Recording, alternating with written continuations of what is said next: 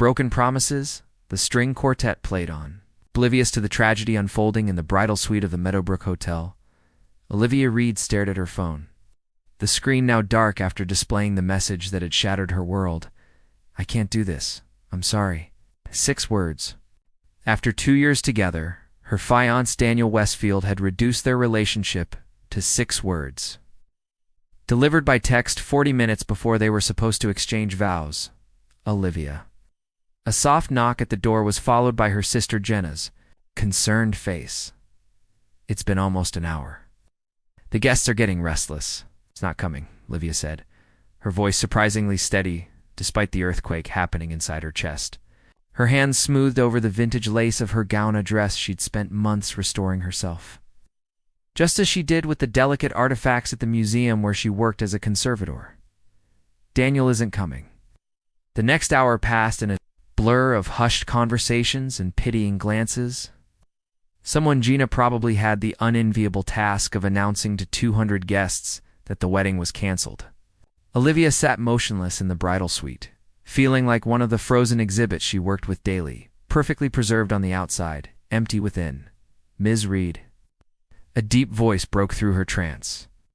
In the doorway stood Harrison Brooks, Daniel's former college roommate and the best man she barely knew.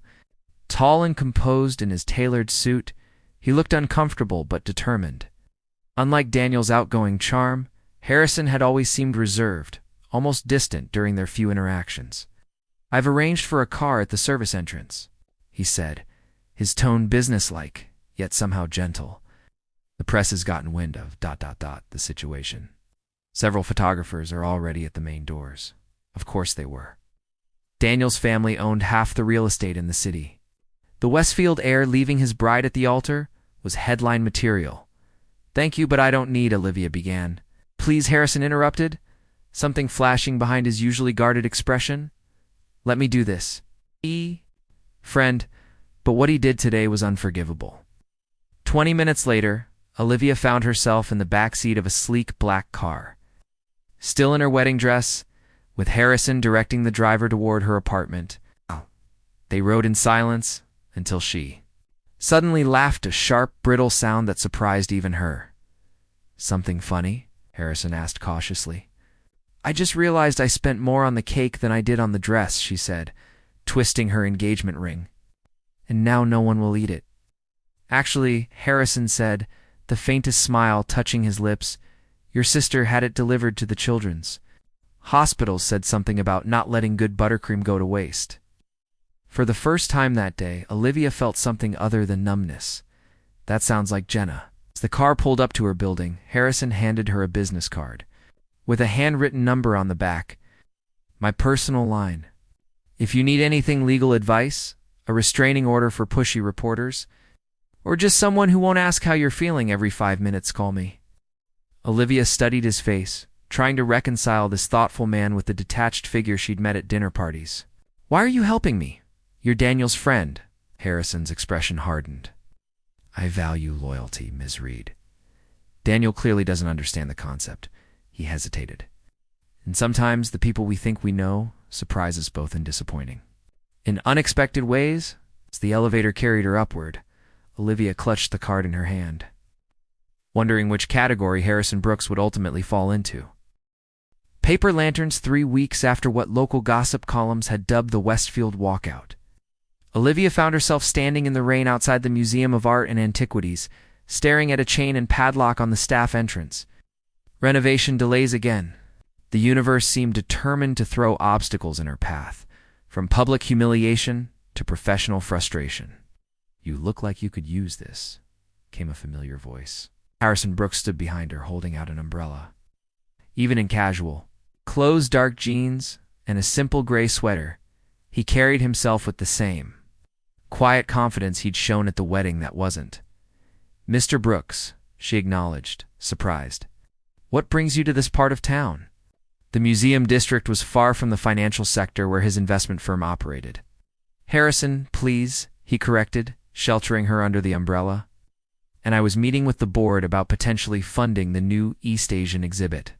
He nodded toward the cafe across the street. "Since we're both locked out, perhaps some coffee?" Inside the warmth of the cafe, Olivia found herself studying Harrison as he ordered for them. Both remembering her preference for Earl Grey from their brief car ride weeks earlier. In the soft lighting, she noticed details she'd overlooked. The slight crease between his brows when he concentrated. The way his serious expression transformed completely when he actually smiled. "Have you heard from him?" Harrison asked after they settled at a corner table, the question hanging between them like a delicate artifact neither wanted to mishandle. "No," Olivia replied, wrapping her hands around the warm mug. "But his mother called to demand I return the engagement ring. Apparently, it's been in the Westfield family for generations, and I'm no longer worthy of their heirloom." Harrison's jaw tightened. That sounds like Victoria Westfield. All appearances, no substance.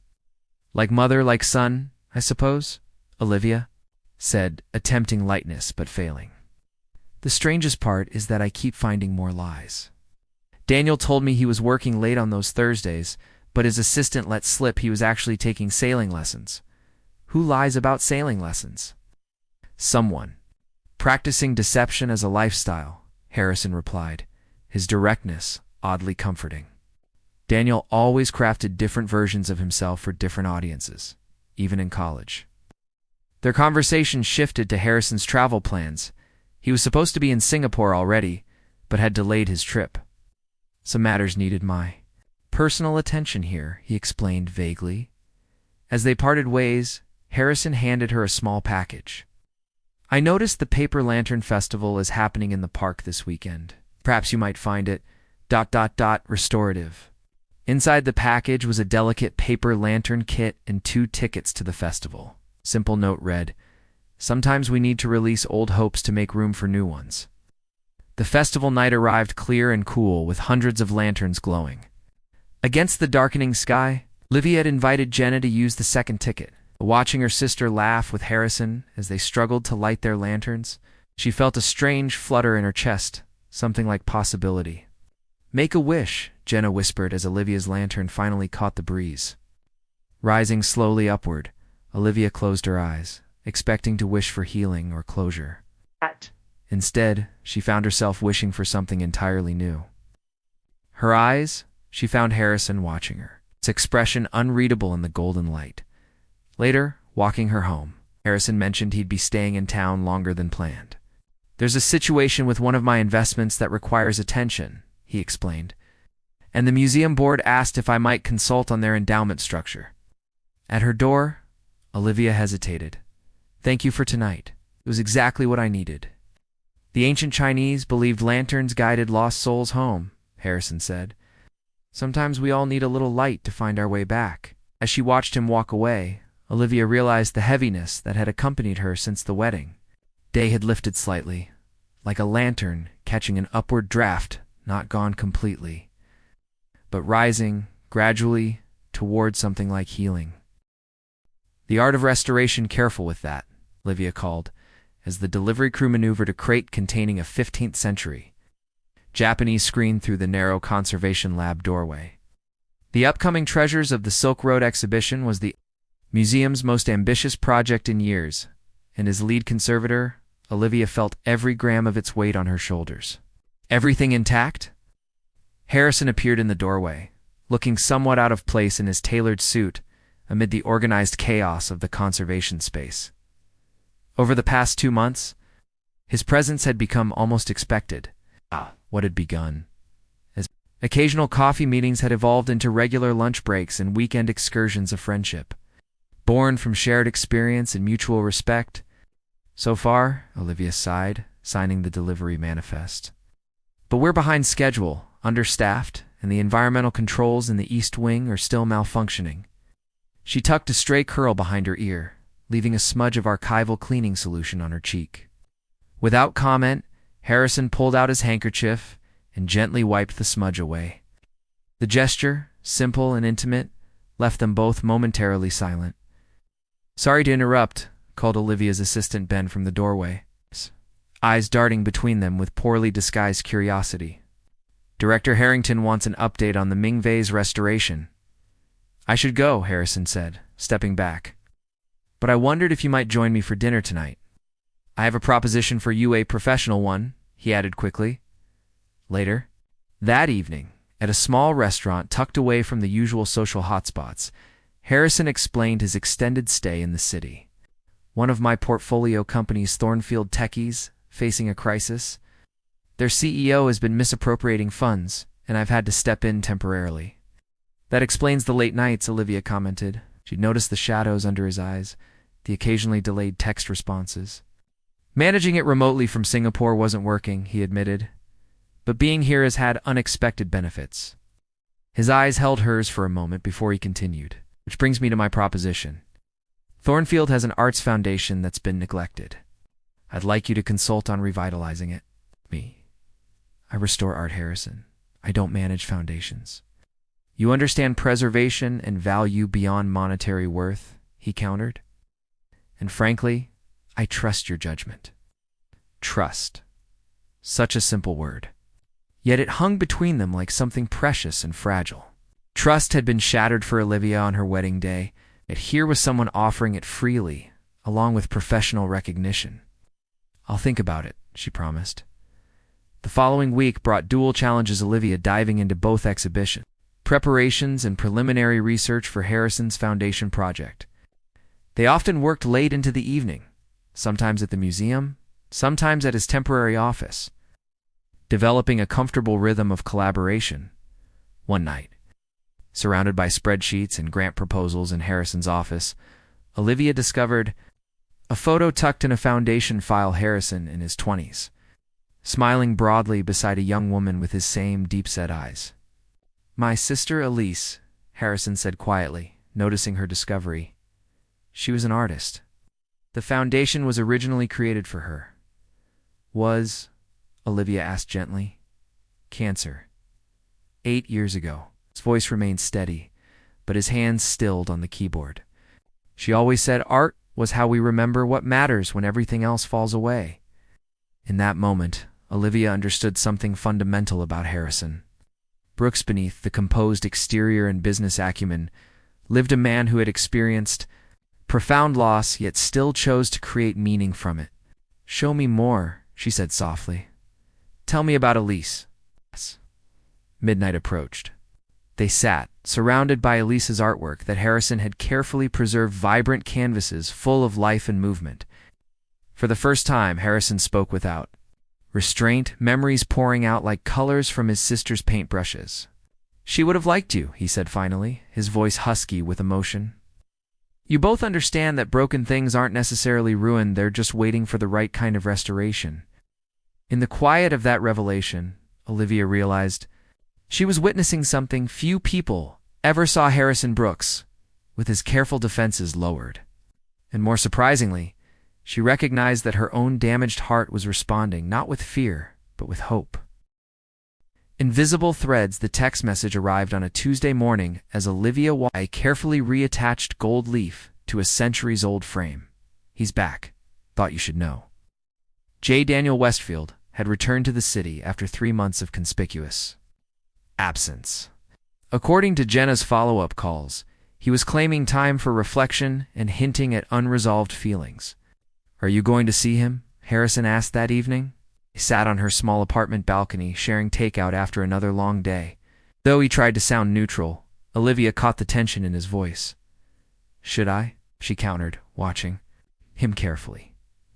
Harrison set down his chopsticks. That's not for me to decide. But you have an opinion. Several, he admitted with a faint smile that didn't reach his eyes, none of them particularly objective. The unspoken hung between them, these months of growing closeness. The lingering glances, the careful distance they both maintained, despite increasingly blurred boundaries. Neither had acknowledged the shift from friendship to something more complex, as if naming it might break the delicate equilibrium they'd established. Daniel sent flowers to the museum today, Olivia said finally. White roses. My favorite. She made air quotes around the word. But they're not, Harrison observed. No, I told him once, early in our relationship, but he never remembered. They were his mother's preference. She twirled her water glass thoughtfully. It's strange how clearly I see it all now, how I was always adjusting to fit his world, never the other way around. Harrison's phone chimed with an urgent email from the Singapore office. As he focused on responding, Olivia studied his profile. Furrow of concentration between his brows, the slight frown as he composed his reply. When had this man, with his quiet intensity and unexpected kindness, become so essential to her daily existence? The following afternoon, Olivia was deep in concentration over a delicate ceramic restoration when a familiar voice shattered her focus. "You look exactly the same," Daniel said, standing in her lab doorway with the confident smile that had once made her heart race. Now it just made her hands shake with unexpected anger. "What are you doing here, Daniel? This is a restricted area." "Told security I was bringing you lunch," he said, holding up a bag from her once favorite cafe. "We need to talk live." The old nickname grated against her ears. "I'm busy, and you need an appointment." His smile faltered. 3 months ago, you were ready to spend your life with me. 3 months ago, you left me standing in a wedding dress with a text message," she countered, carefully setting down her tools. "People change. I made a mistake." Daniel stepped closer. "Got scared. But I've sorted myself out now." "Congratulations," Olivia said coolly. "I've sorted myself out too, without the luxury of escaping too." "Where was it?" Daniel's expression shifted to the boyish contrition that had always weakened her resolve before. "I know I hurt you. Let me make it right." "Dinner tonight?" Before she could answer, a throat cleared from the doorway. Harrison stood there, his expression carefully controlled. "Excuse the interruption," he said formally. "The board meeting is about to start, Olivia." Daniel's eyes narrowed as they darted. "Between them, Brooks, what are you doing here?" "Harrison is consulting on the museum's endowment," Olivia explained, grateful for the interruption. "And I'm late for that meeting." "You'll have to excuse me, Daniel." In the hallway, Harrison's measured stride matched hers. "You don't have to attend any board meeting," he said quietly. "I saw him enter and thought you might want an exit strategy." Olivia stopped walking. "Why didn't you tell me you were coming?" "To the museum today?" Something complicated passed across Harrison's face. "I wasn't planning to. I came because He paused, then continued with careful precision. "Because after our conversation last night, I realized I needed to say something important. But seeing Daniel there, I wasn't sure if it was still my place. Your place," Olivia repeated. Harrison looked away, his usual composure faltering. "There are unwritten rules about these situations. He was my friend. You were his fiancée," was Olivia emphasized. Past tense on both counts. "Nevertheless," Harrison said quietly, "I've never been one to interfere in others' relationships, even when I've wanted to." The implication hung between them, neither quite brave enough to reach for it. "Daniel wants to have dinner," she said. Finally, Harrison nodded once, his expression shuddering. "Then you have a decision to make." As he turned to leave, Olivia caught his sleeve. "You said you came here to tell me something important." His eyes met hers, vulnerability and resolution. "Battling for dominance. Just that some threads connecting people remain invisible until something pulls them taut." He gently freed his arm. "Choose what will make you happy, Olivia. That's all I've ever wanted for you." She watched him walk away, Olivia realized. She was standing at another threshold, not of a wedding venue this time, but of her own making. And this choice would determine far more than who she'd have dinner with tonight. The empty frame of the museum's grand hall glittered with the well-heeled and well-connected of the city, gathered for the gala opening of Treasures of the Silk Road. Crystal chandeliers reflected off display cases, housing priceless artifacts that told stories of ancient journeys across continents. In the center of the exhibition stood Olivia's masterpiece of restoration, a massive tapestry depicting travelers, exchanging goods and knowledge along the historic trade routes. After 6 months of painstaking work, every thread had been stabilized, every color revitalized. "It's magnificent," came Harrison's voice behind her. She turned to find him in formal attire, the black tie suit emphasizing the breadth of his shoulders and the intensity of his gaze. "You've brought it back to life." "That's what we do in conservation," Olivia replied. "Find what remains strong and build around it until the whole can stand on its own again." They hadn't spoken privately since their encounter in the museum hallway 3 days earlier. She'd canceled her dinner with Daniel, but hadn't told Harrison. sure how to navigate the charged silence that had developed between them. The Thornfield Foundation Board approved your proposal, Harrison said, maintaining professional distance. They were impressed with your vision for community arts access. And will you be involved with the implementation? Olivia asked carefully. Something flickered in his eyes. My temporary position at Thornfield ends next week.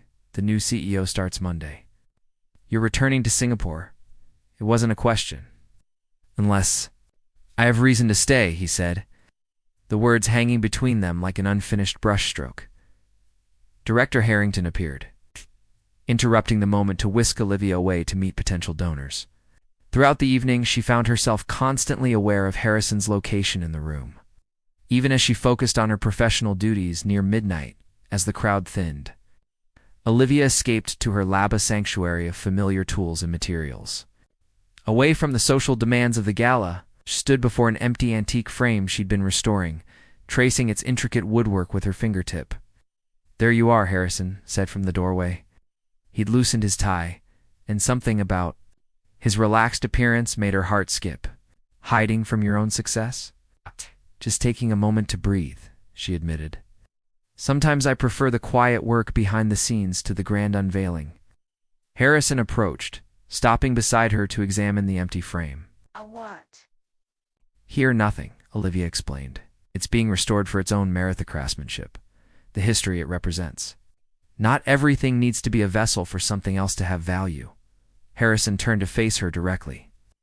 I'm not returning to Singapore. The simple statement hung in the air between them. What about your company? She asked. I've been running it remotely for months, he said. More importantly, I've realized something. All my life, I've been the one who leaves first, moving from place to place, relationship to relationship, never fully committing to anything beyond work. What changed? Olivia asked softly. You, he answered simply. Or rather, what happened because of you? For the first time, I found myself wanting to stay, to build something lasting. Olivia studied his face, the honesty in his eyes, the vulnerability in his expression. When Daniel left me at the altar, I thought I'd never trust anyone again. But you, I'd never walk away from you, Harrison said, echoing words from her original story outline, but making them entirely his own. Not without saying goodbye, not without fighting for what matters. And you, Olivia Reed, matter more than I can adequately express. Is this a declaration, Harrison Brooks? She asked, her voice steady, despite her racing heart. It's a beginning, he replied, reaching for her hand. If you want it to be. In response, Olivia stepped forward and placed her palm against his chest, feeling the strong heartbeat beneath her fingers. I've spent my career restoring beautiful things that were broken or forgotten. I never expected someone would help restore me. We restored each other, Harrison corrected gently, his hand covering hers. Some damages can't be undone, but they can be incorporated into something new, something stronger for having been broken. As he leaned down to kiss her, Olivia thought about the empty frame beside them, beautiful in its own right, valuable for what it was rather than what it contained. Oh. Sometimes the most meaningful art wasn't about filling empty spaces, but recognizing the beauty in what remained and what could still be created in the quiet laboratory, surrounded by artifacts that had survived centuries of change. Olivia and Harrison began writing their own history, not built on grand ceremonies or public declarations, but on the honest recognition of two people who had found in each other exactly what they hadn't known they were searching for. The museum's clock chimed 1, marking not an ending but a beginning, a moment where past and future merged into a present perfect in its imperfection, complete in its unfinished state, and all the more valuable for the journey that had brought them there.